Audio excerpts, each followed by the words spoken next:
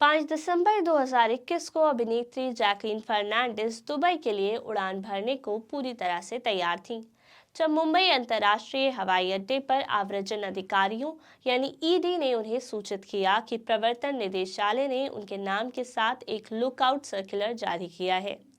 ED के अधिकारी ने पहले मुंबई हवाई अड्डे पर फर्नांडिस से पूछताछ की और बाद में फर्नांडिस दिल्ली में ईडी कार्यालय में पेश हुई। ईडी द्वारा उनसे शेखर रत्न वेला के साथ उनके संबंधों के बारे में पूछताछ की गई, जिन्होंने फर्नांडिस को तमिल मनोरंजन चैनल सन टीवी के मालिक और तमिलनाडु की पूर्व मुख्यमंत्री जयललिता के भतीजे के रूप में पेश किया था। वेला ने फर्नांडिस को 9 लाख रुपए की पर्शियन कैट, 52 लाख रुपए का एक घोड़ा, हीरे के आभूषण और डिजाइनर कपड़े उपहार में दिए थे और जैकलीन के लिए निजी जेट पर यात्राओं की व्यवस्था भी की थी। उन्होंने कथित तौर पर फर्नांडिस को यह भी बताया था कि वे ऑस्कर विजेता अभिनेता लियोनार्डो डिकैप्रियो के दोस्त थे और फर्नांडिस को हॉलीवुड प्रोडक्शन में डिकैप्रियो के विपरीत भूमिका दिलाने की दिशा में काम कर रहे थे। एकमात्र समस्या ये थी कि फर्नांडिस से ये वादे करने वाला व्यक्ति जयललिता का भतीजा नहीं था। उसके पास सन टीवी नहीं था, वे डिकैप्रियो को नहीं जानता था और उसका नाम वेला नहीं बल्कि सुकेश चंद्रशेखर था। नमस्कार, मेरा नाम है काशिफा विशाल और आप देख रहे हैं न्यूज़ीफाई। दिसंबर 2021 के अंत तक चंद्रशेखर, जिनकी उम्र 32 वर्ष थी, उनके खिलाफ 32 आपराधिक मामले रहे। उन्होंने अपने वकील के माध्यम से मीडिया को एक पत्र जारी किया। चंद्रशेखर ने 20 दिसंबर 2021 को लिखे पत्र में कहा, मैं किसी को स्पष्टीकरण देने के लिए बाध्य नहीं हूं, लेकिन साथ ही ये बहुत आवश्यक है कि मेरा संस्करण भी सार्वजनिक हो। संयोग से चंद्रशेखर की पत्नी दंत चिकित्सक से अभिनेत्री से उद्यमी बनी लीना मारिया पॉल को सितंबर 2021 में अपने पति की साजिश में शामिल होने के आरोप में गिरफ्तार किया गया था।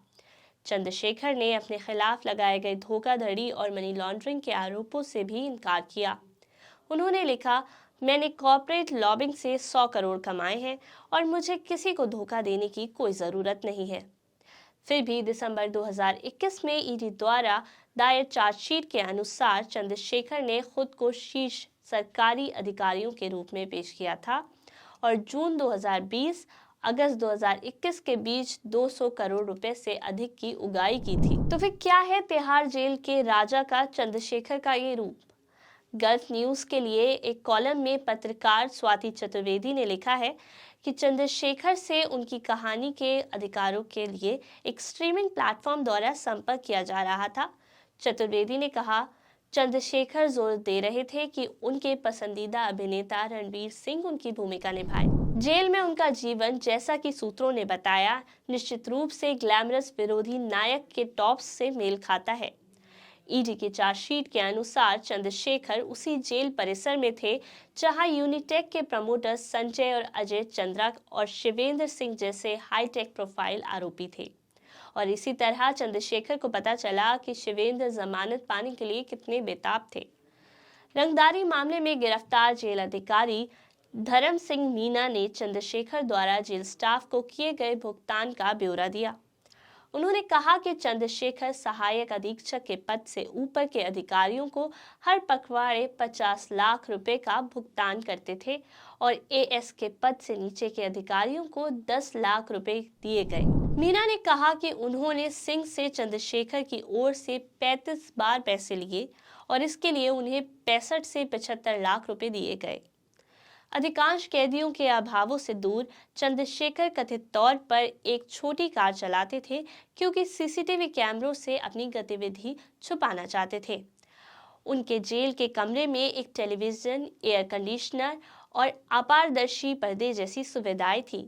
ईओडब्ल्यू के अनुसार चंद्रशेखर के सेल में कभी कभी मेहमान भी आते थे और जब वे नवंबर 2020 में अपने पिता का अंतिम संस्कार करने के लिए पैरल पर बाहर आए तो पैरल को रहस्यमयी परिस्थितियों में 6 महीने के लिए बढ़ा दिया गया। अन्य बंदियों ने चंद्रशेखर के कपड़े और बर्तन धोए और उनके कामों में उनकी मदद की। एक सूत्र ने कहा, अपने कैदियों के लिए वे एक मसीहा की तरह थे। सभी जेल अधिकारी उनसे लाभान्वित होते थे क्योंकि वे उन्हें बहुत अच्छा भुगतान करते थे। उसने एक बार जेल में अपने साथियों के लिए भी बिरयानी पार्टी रखी थी।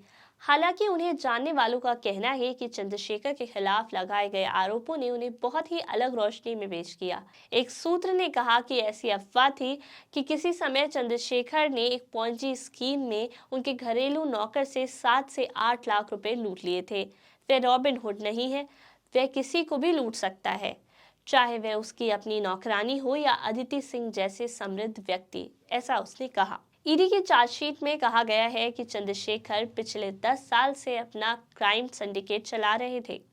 वे एक संगठित अपराध सिंडिकेट चलाते थे और अवैध आर्थिक लाभ और अन्य लाभों के लिए अपराध करते थे और उन्हें 7 आपराधिक मामलों में गिरफ्तार किया गया था। एसीपी वीरेंद्र सिंह की जांच के अनुसार पिछले 10 वर्षों में सिंडिकेट के खिलाफ 2 से अधिक आपराधिक मामले हुए हैं, जिनमें चार्जशीट दायर की जा चुकी थी और न्यायालय द्वारा संज्ञान लिया गया, जिनमें निर्धारित सजा 3 साल से अधिक थी, जो सिंडिकेट के मास्टरमाइंड के रूप में चंद्रशेखर और पॉल की पहचान करता है।